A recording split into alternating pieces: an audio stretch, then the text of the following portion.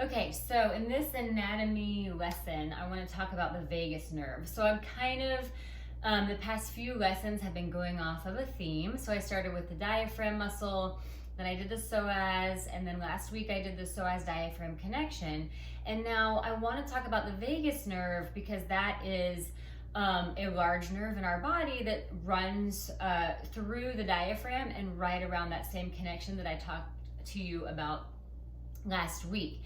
And if you're starting to notice the theme, especially when it comes to the diaphragm, the psoas, and the deep core muscles, and now the vagus nerve, we're also sort of touching on anxiety and stress in the body and how it presents itself physiologically.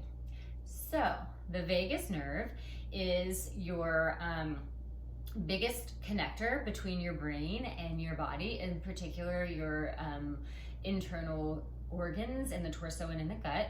It starts on the brainstem. It goes down through the neck and through the diaphragm, goes through the viscera, which is this connective tissue sort of organ stuff inside the torso, and runs all the way into the colon. So it plays a huge role in your digestive function, as well as your nervous system reactivity.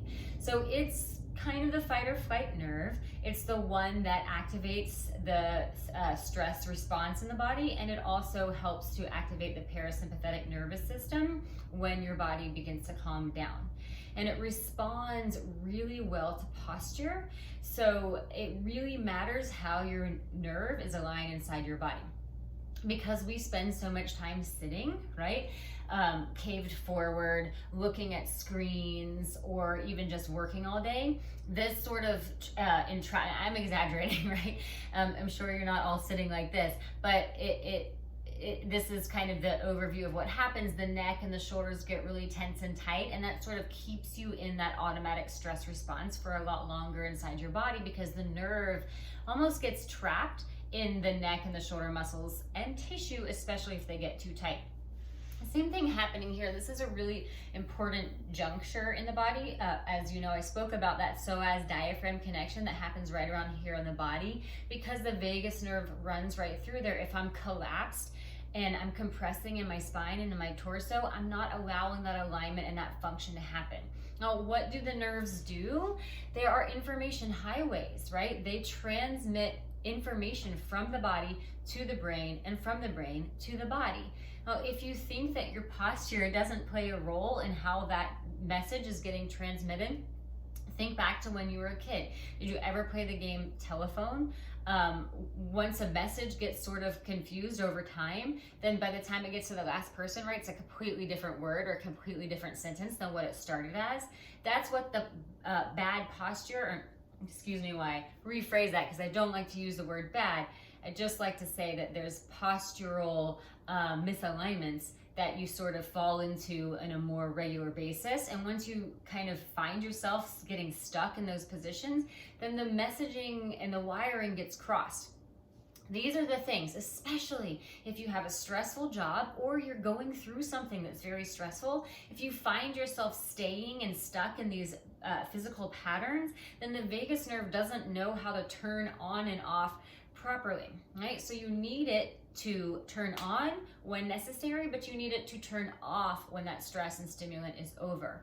And what happens consistently and more often in our bodies and in our societies is that we get turned on, but we don't know how to turn it off. And then sometimes when that happens to such a degree, your body goes into shutdown mode because it wants to turn off completely, and then it doesn't know how to turn back on when it's necessary. So then you have this pattern of dysregulation within the nervous system. Okay, so alignment, physical alignment, is going to play a huge role in A, how you're feeling stressed, anxiety, how you're able to calm yourself after moments of high stress or anxiety. B, in your digestion. And, you know, adding on to that, your stress and anxiety levels can affect your digestion and vice versa, right? And then in general, chronic pain, fatigue, your energy levels, any number of conditions that can happen when this nerve gets out of alignment.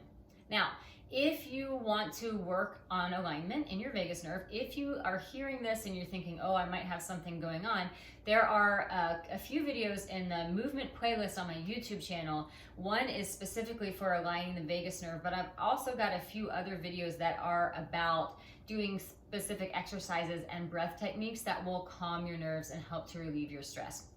And so this is not about pretending that you can just eliminate stress from your life. It's about having a healthy relationship to the physical reactors in our bodies so that they help us speed up when we need to and then enable us to slow down when we can.